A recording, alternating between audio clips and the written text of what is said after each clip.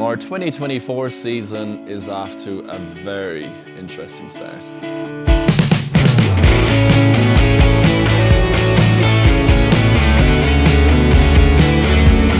Going into Long Beach, I was excited. New build, new car, better ergonomics for the driver, huge thrash to get out there as usual. Getting things done, trying to make sure we make Long Beach, it was definitely a hustle. Coming into the 24 season, I worked hand in hand with James to help develop the chassis for him. And the team worked really close with me to give me exactly what I wanted. And there's one goal on my mind for this year.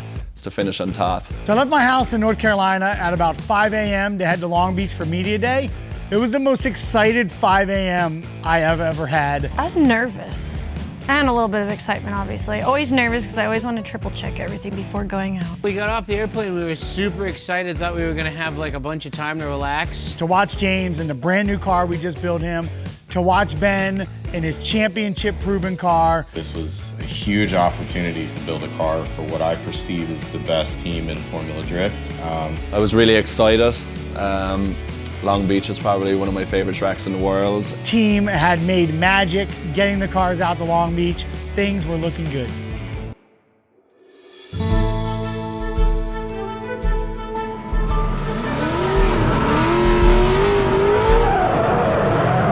So when I arrived Media Day, the guys had already put down one lap. I saw some videos. Ben found the wall very early on. James immediately was just touching walls, just perfect, like throwing 100-point run, 100-point run, 100-point run. He could have parked the car and I think he'd have been fine. We had him dialed in, had him really comfortable with the car. I do know that when they went to change spark plugs, they found an issue, so they had to pull the motor out the night before. Oh, Monday. So we're going over everything, making sure everything's good.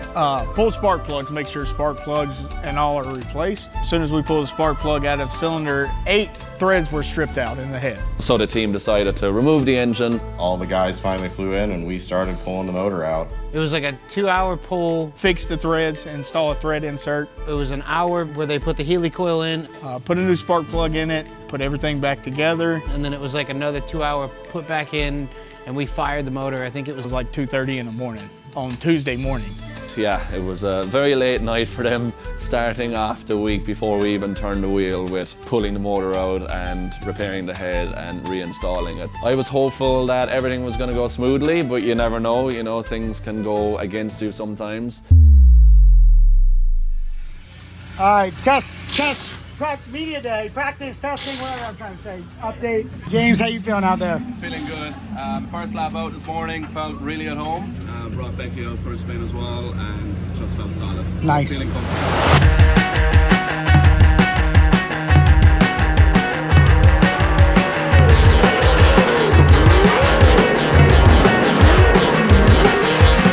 Yeah, so I was really happy with how Media Day went. Specifically, I remember I was a bit nervous before going out there, but in my first run, as soon as I flicked into the first corner, I felt really at home. Going into Media Day, car was good. We had high hopes. Testing everything out, making sure our drivers were comfortable. No drama, just standard, process, suspension adjustments, and dialing the car in for the drivers. Everybody's in great spirits. We know that both cars were ready to really just laid out in some heaters. And the first one, James goes out, 95-point run easily. Had a good practice, Media Day. Ben was great. We were learning Ben. Ben was learning us. The car felt comfortable, the steering was working. He was starting to feel really comfortable, really confident in the vehicle. All things seemed normal. I didn't hear any challenges or concerns. I remember being just super pumped with how we progressed and what we had on the track at Media Day. So leading into the last session at Media Day, I was feeling ready for it. I knew it was only a couple of more laps left in the day before we had a break and kind of chill out before the main competition started. I remember it was the last run and James had come by. I was in turn 1 and I just started walking back to the pit. Went in there, flicked into the first corner, everything is going to plan. We were doing a subframe swap. I think it was like 12 or 13 minutes. It wasn't long. I transitioned under the bridge and I noticed the car lost power. It was enough time for us to literally push the car out, look up, and then be like, what's on fire? I saw smoke coming, a lot of smoke coming from under the hood, and the next thing, it just went up in flames. and I hear fire, fire, fire over the radio, which is a crew chief. That is the absolute last thing you want to hear. Yeah, I heard on radio there was a fire and it's bad. And then all of a sudden we were like, oh where's James? And as I got closer to the pit, I saw all of our team running. And then I look over and I just see a massive cloud. And as that was happening, the fire just exploded, like went really hard. And yeah, I was like, okay, now we're in trouble. I was just Less like, chaos. you know what? I'll see it when it gets here. I don't even want to see it. And then I saw Becky, James's girlfriend, come by, and she was just like super distraught and was just like, car's done, car's done. I jumped out as quick as I could because the flames were now starting to come into the car. It was disgusting. Like it was, you saw everything go up in flames. I didn't even process what it was, but what was going through my mind was like, holy shit, that's a ton of smoke. That's not good. Oh man, gut-wrenching, because you're seeing all your countless hours of hard work just go up in flames. It took quite a few seconds for the fire marshals to come with extinguishers, and I really thought this was the end of our brand new Ford Mustang for the 2024 season.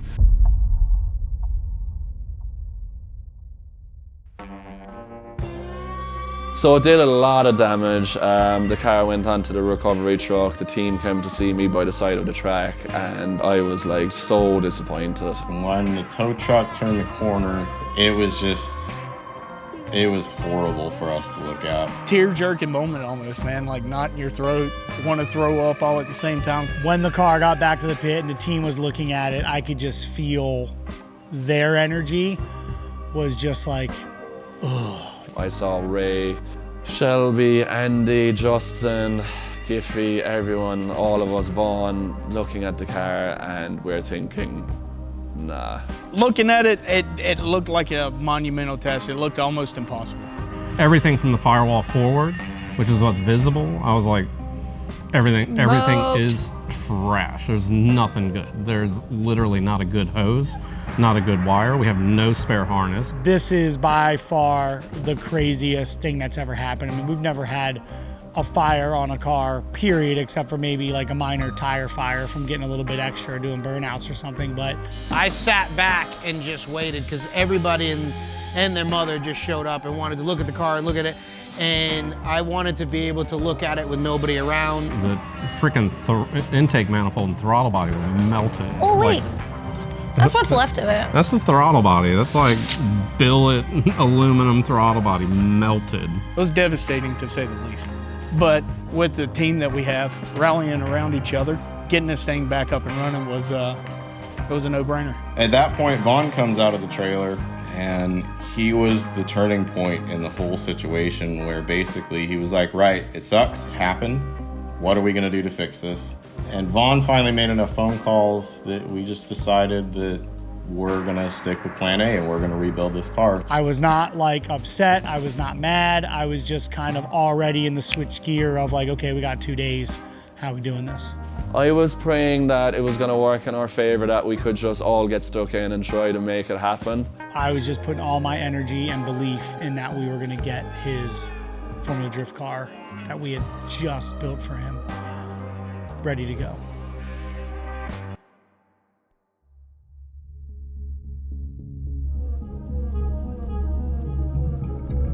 Okay, so I got a text from Vaughn early in the morning that was like, hey, you gotta get this package here to Long Beach. It's got all the parts to fix James Dean's engine. I don't know if you heard it blew up. I'm like, yeah. It's been an exciting, call it 18 hours here at the RTR lab.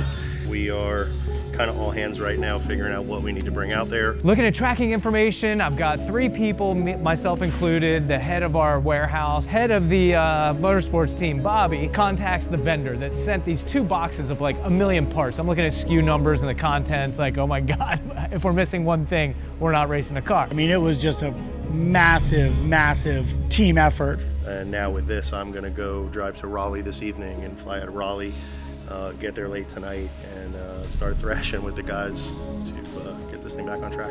UPS says that it's shipped. Online says that it's delayed by a day from an airplane. I'm talking to the guy in California that's receiving this box, and he's like, look, I can pull it off the truck, it delays it a day. So fingers are crossed. From people here in Charlotte, everyone in California. I was on 2 shoot days, but in between every take I'm on, you know, I'm on calls. We get our guy in the ground, Brenner, to see if he can get his hands on the package. I'm sitting there biting my nails, ripping my hair out. Eventually, an hour later, he's like, all right, I got my hands on it. James is helping. I mean, we had all hands on deck. The industry was reaching out, all of our partners, you know, anything. It was unbelievable. And then they moved some of the flights for the team that were flying in for FD on Friday earlier so they could bring parts with them. 8 people are on this while there are, 20 people clobbering the car in real time.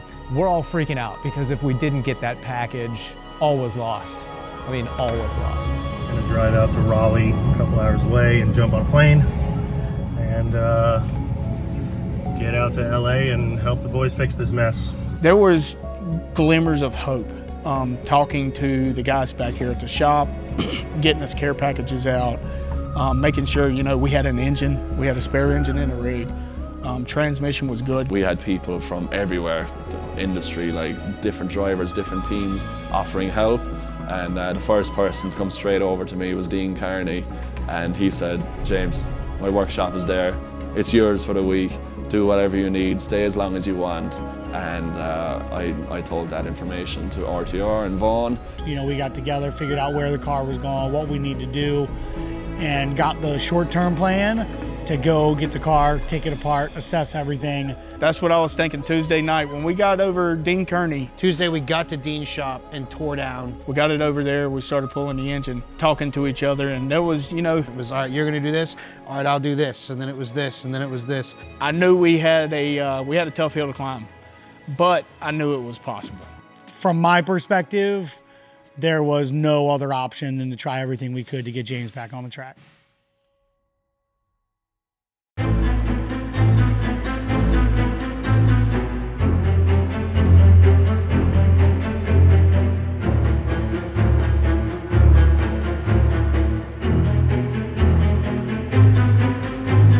Yeah, so we got to Dean Kearney's shop. There was quite a few struggles. The biggest challenges were the wiring and the plumbing. Yeah, Wednesday morning we get in there, Ray's already in wiring mode, him and Shelby. I looked at her, I'm like, we got the biggest unknown. We have the wiring harness. That's what's gonna fall on the two of us. There was an insane amount of damage to fix, like the windshield. Even the roof is burned, the windows were burned. This is broken, that's broken, and then we just started fixing one after the other. Say by about midnight, we had the chassis completely stripped, ready for new parts. I think Ray told me it was about a week of work that needed to be done, and they basically had 48 hours to do it. Engine, transmission, mechanical wise, I know that can be done. Making an entire wiring harness from scratch, that's tough. You down to do this? Because it's a lot of work and we're gonna not sleep and we don't have anything that we need. I'd say every about 6 hours, we had somebody flying in from Charlotte, another team member with parts. Once we had the intake manifold sorted, we knew we had a solution for the plumbing. It really just came down to time and wiring. So it just turned into, you know what, let's just push and get it done for Friday. With the time crunch, with the lack of sleep, was that wiring harness going to work? I don't know how the team did it, but they stayed up 24 hours for 2 days straight. And we were like, okay, you know what, let's get this thing fired up. Thursday night, somehow, like this is our plan, tonight we're firing this thing up. Yeah. And we're gonna get it, we're gonna deliver it to the track, and we did. Would you look at that? Rising from the ashes, ladies and gentlemen. What do you think, James? What a team. This is insane. So we arrived onto the track on Friday morning, first day of competition for Formula Drift, Streets of Long Beach 2024.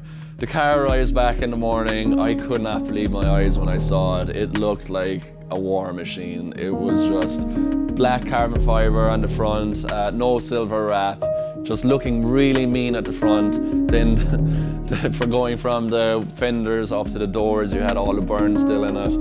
The burns on the roof, under the bonnet, it was all patina look because all the paint was melted. You got a brand new motor sitting in there. It was just wild. When I saw that car Friday morning, I was just so proud. Friday morning rolls around, and we still have a whole lot of things that we have to do to get the car into compliance to be competitive. So we missed the first practice sessions. Second session, we just brought it there. That way they could button up and tidy it up in daylight with a little bit of rest. Put the track map in it, the map to run it on the track, and threw it out. Proceed to send it. He lines up with Connor, his next door neighbor, and lays down an absolute heater of a run.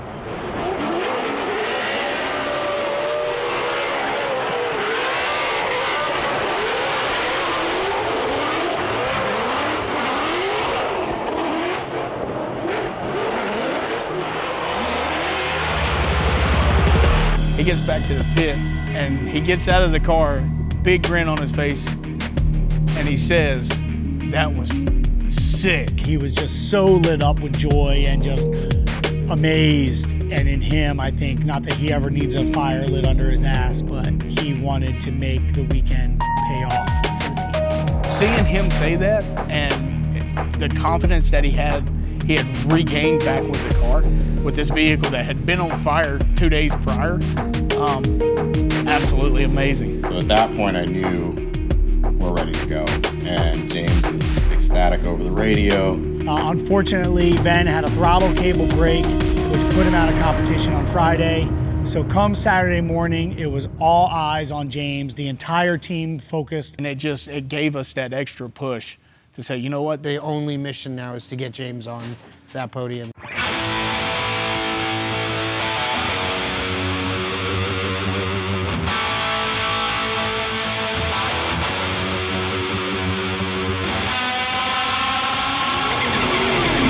RTR ready to rebuild because, man, that's what they do. They absolutely crash to get the cars back out there. James Machine Dean, three-time champion, using that AutoZone Mustang RTR Spec 5 FD. So, Saturday game day, Formula Drift streets of Long Beach.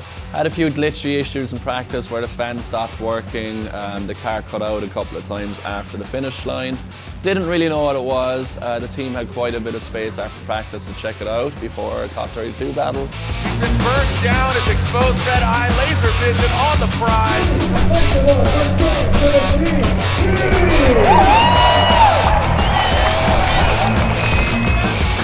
We had so many issues throughout the competition, like the car switching off mid-run. It cut out another couple of times after the finish line, but then it started raining.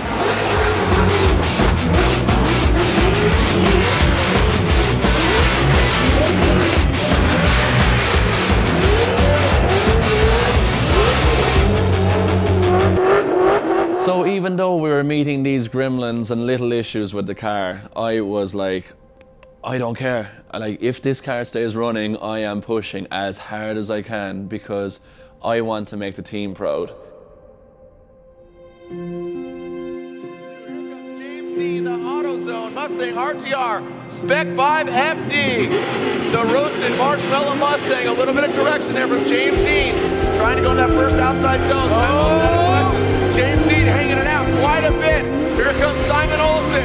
Get his first ever victory, maybe in Formula Drift. James Dean, good angle.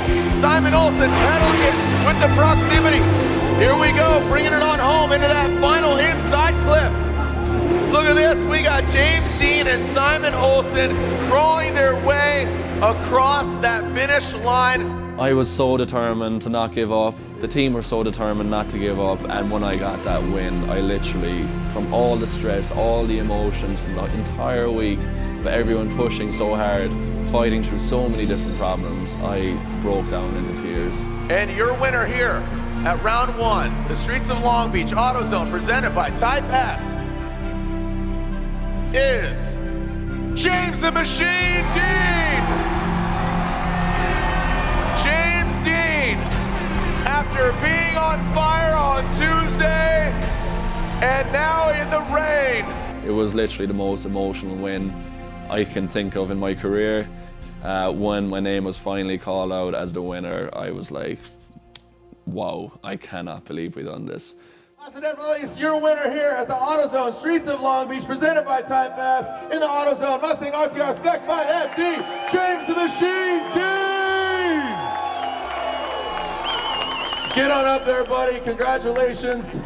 In the end, James, under the pressure, under the stress, under the unknown if his car was just gonna cut out, he just showed that he is just unfreaking believable. To know that I have my teammates behind me pushing me, and to know that we have that kind of team, we have that kind of support behind us, then there's nothing that we cannot accomplish. One of the top goals is to make sure that James Dean has a fighting shot at a championship, and that's all we're fighting for. And Yeah, I think so. This definitely tops my top crazy motorsports accomplishments. It was an incredible weekend. It was an incredible experience. I don't ever want to do it again.